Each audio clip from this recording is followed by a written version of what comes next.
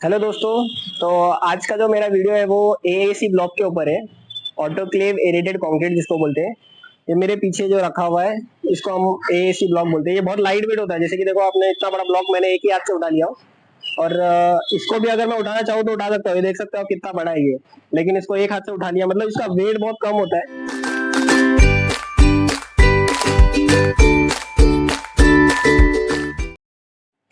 Autoclave aerated concrete इसका नाम इसीलिए है क्योंकि ऑटोक्लेव जो होता है ना वो एक फर्नेस होता है। ये फर्नेस इसमें बनता है, मतलब एक फर्मा।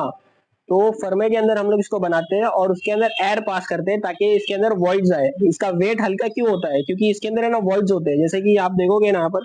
तो ये वीडियो में तो नहीं दिखेगा, आपको प्रैक्टिकली देखना पड़ेगा। तो भी अगर दिख रहा है तो मैं दिखाता हूँ। यहाँ पर ये दिख रहा है, ये सब वॉइड्स है इसके अंदर।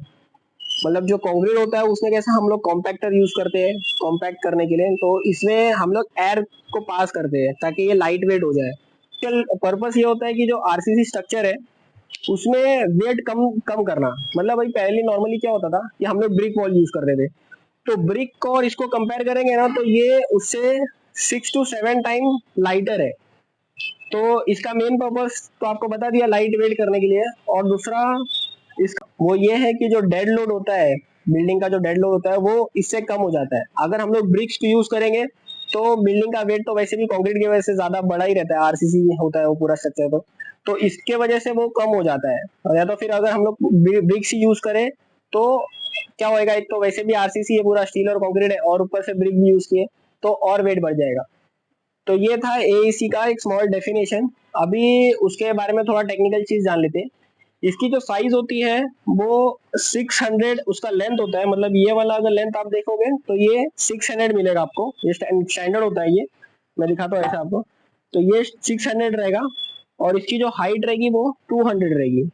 और ये जो थिकनेस होती है वो वेरी करती है। ये डिपेंड करता है कि आपको रिक्वायरमेंट कैसी है। मतलब आपका वॉल अगर 100 mm का है तो आप 100 mm का यूज करोगे। अगर 200 mm का है तो 200 mm का भी मिलेगा।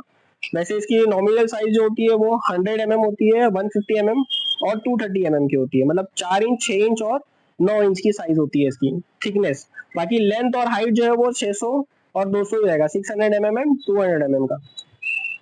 और इसके बारे में इसका डेंसिटी भी जान लेते हैं हम लोग। इसकी डेंसिटी 550 to 650 न्यूटन केजी पर मीटर क्यूब होता है।